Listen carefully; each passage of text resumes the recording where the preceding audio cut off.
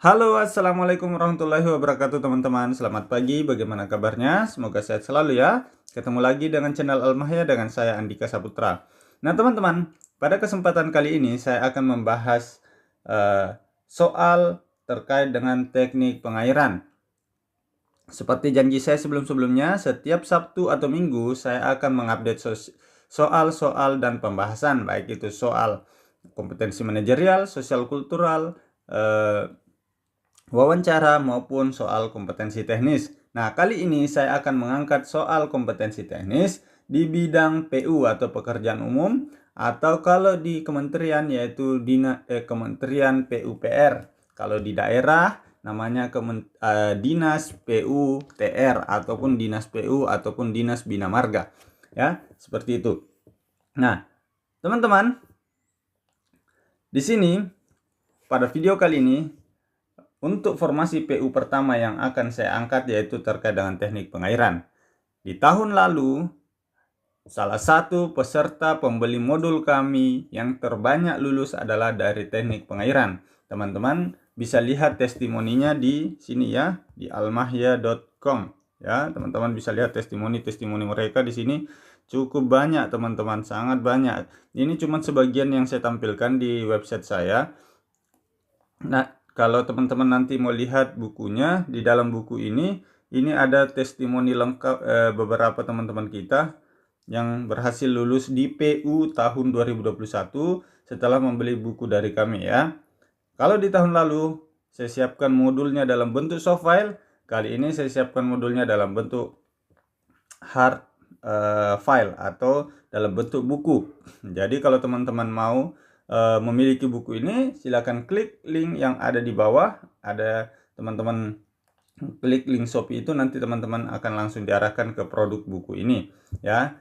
Ini berbeda dengan soft file. Kalau soft file teman-teman bisa beli hari ini, dikirim hari ini ya. Nah, seperti itu. Itu kalau tahun lalu. Kalau sekarang ini dalam bentuk hard copy, dalam bentuk buku. Jadi kalau ujiannya misalnya dilaksanakan di bulan 10, teman-teman harus memiliki buku ini sebelum bulan 10, paling tidak 1 minggu atau 2 minggu sebelum hari ujian, teman-teman harus sudah memiliki buku ini. Di dalam buku ini sangat lengkap, ada teknik pengairan, jalan jembatan, tata bangunan dan perumahan, pembina jasa konstruksi, pengadaan barang dan jasa, semuanya lengkap. Buku ini berisi 700 halaman dan juga berisi link untuk mendapatkan materi-materi yang terkait dengan masing-masing teknik pengairan, jalan jembatan, tata bangunan, dan lain-lain ya. Ini sangat lengkap bukunya teman-teman. Mudah-mudahan di tahun ini bisa membantu teman-teman yang lain lagi untuk bisa lulus di PUPR ataupun di Dinas PU daerah. Oke, langsung kita pada pembahasan soal. Kita ambil beberapa contoh ya teman-teman untuk teknik pengairan ini. Nah, soal nomor 1. Peta ikhtisar detail biasa disebut A. Peta bangunan, B. Peta petak, C. Peta daerah irigasi, D. Peta jaringan dan trase, E. Peta tersier. Nah teman-teman, teknik pengairan, kira-kira jawabannya apa teman-teman? Sekali lagi saya informasikan, soal-soal yang kami susun di dalam buku ini untuk teknik pengairan dan yang lainnya itu kami ambil dari soal-soal terupdate, bocoran-bocoran dari teman-teman kita yang testimoninya lulus di tahun lalu. Kami minta kepada mereka, kami informasikan kepada mereka, tolong berikan FR soal-soal apa yang keluar di tahun lalu, dan kami susunlah soal-soal terupdate ini ya teman-teman. Jadi soal-soalnya masih hangat ya. Ada juga soal yang kami gabungkan dari soal-soal tahun 2021, masih cukup banyak ya. Tapi kami tambahkan dengan soal-soal baru dari teman-teman kita yang sudah lulus di tahun lalu ya, memberikan masukan, memberikan FR, dan kami susunlah materi-materinya ya teman-teman. Kira-kira jawabannya seperti apa teman-teman? Nah, pembahasannya adalah jawabannya adalah B. Peta petak. Peta ikhtisar detail yang biasa disebut peta petak dipakai untuk perencanaan, dibuat dengan skala 1:5000 ya, seperti itu. Oke, soal nomor 2. Soal nomor 2.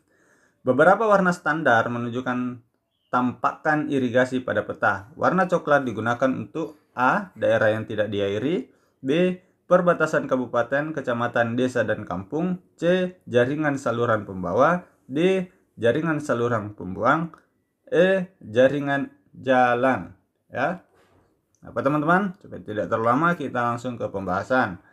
Ya, jawabannya adalah E. Jaringan jalan. Warna-warna standar yang digunakan untuk menunjukkan berbagai tampakan irigasi pada peta warna coklat untuk jaringan jalan yang sudah ada. Ini adalah garis lurus tebal, sedangkan putus-putus itu yang direncanakan ya, untuk jaringan jalan. Ya, jawabannya E. Selanjutnya soal nomor 3. Ini bangunan pembilas di dekat intek berfungsi untuk A. Mengontrol pergerakan sedimen, menghindarkan angkutan muatan dasar, dan mengurangi angkutan muatan layang masuk ke bangunan pengambil. B. Menguras atau membilas sedimen keluar dari saluran kantong lumpur dengan aliran terkonsentrasi yang berkecepatan tinggi. C. Membatasi agar sedimen fraksi pasir dengan diameter tertentu tidak mengendap di seluruh saluran irigasi. D. Mengurangi kapasitas saluran irigasi. E. Semua pilihan benar. Apa jawabannya teman-teman? Kita langsung ke pembahasan. Jadi, bangunan pembilas di intek, di dekat intek, yaitu bangunan pembilas berfungsi untuk mengontrol pergerakan sedimen, menghindarkan angkutan muatan dasar, dan mengurangi angkutan muatan layang masuk ke bangunan pengambil. Jadi jawabannya adalah A. Oke, teman-teman. Kita lanjut. Soal nomor 4.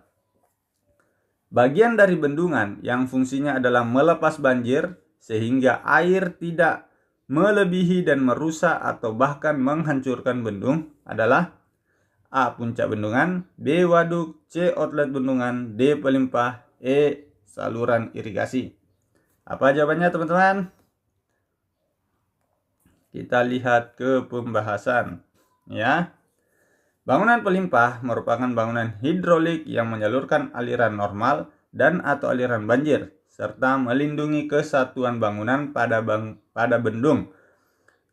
Bangunan pelimpah mempunyai dimensi hidrolik untuk dapat menyalurkan banjir desen dengan aman. Berarti jawabannya adalah D. Ya. Oke, kita lanjut. Satu soal lagi ya teman-teman. Kalau teman-teman mau soal lengkapnya silahkan lihat di buku, itu kurang lebih ada 200 lebih soal untuk teknik pengairan saja. Belum lagi materi-materi umum yang ada di dalamnya seperti SMK 3, terus ada soal yang terkait dengan teknik pengairan ya, ada SMK 3, ada soal-soal kontrak juga yang bisa teman-teman pelajari untuk menambah wawasan ya. Siapa tahu soal itu muncul, karena di tahun lalu ada 3 atau 4 soal juga yang muncul yang di luar dari teknik pengairan. Ya. Jenis sipon yang paling ideal karena menghasilkan aliran yang sempurna adalah A. Sipon berbentuk bulat dan lingkaran, B. Sipon berbentuk trapesium, C. Sipon berbentuk segitiga, D. Sipon berbentuk persegi, atau E. Sipon berbentuk kombinasi. Apa jawabannya teman-teman? Kita langsung ke pembahasan. Jadi, sipon berbentuk lingkaran adalah bentuk sipon yang paling ideal karena menghasilkan aliran yang sempurna. Penampang bulat adalah penampang yang paling efisien. Hal ini dikarenakan suatu lingkaran mempunyai keliling basah yang paling kecil untuk suatu luas yang tertentu. Berarti jawabannya adalah A. Sipon berbentuk bulat atau lingkaran. Oke teman-teman, cukup sekian dulu untuk teknik pengairan. Selanjutnya nanti kita akan bahas teknik jalan jembatan. Selanjutnya kita bahas teknik tata bangunan dan perumahan. Selanjutnya kita bahas pengadaan barang jasa dan pembina jasa konstruksi. Ya, saya upayakan setiap hari saya akan update soal-soal terkait dengan soal P3K. Nah, Alhamdulillah, buku ini telah kami rampung buat. Di dalamnya saya kata-kata 700 halaman. Teknik pengairan, jalan jembatan, tata bangunan, perumahan, pembinaan jasa konstruksi, pengadaan barang jasa. Masing-masing memiliki materi-materi tambahan yang perlu teman-teman pelajari. Di dalam buku ini sudah saya cantumkan barcode. Nanti teman-teman tinggal scan untuk bisa masuk ke materi-materi itu. Silakan teman-teman download ya. Selain itu teman-teman akan bisa bergabung di grup Telegram atau grup diskusi. Nanti kita diskusi menjelang menjelang hari H.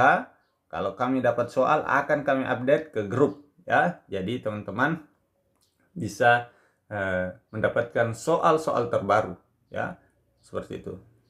Oke, sekian, terima kasih. Assalamualaikum warahmatullahi wabarakatuh.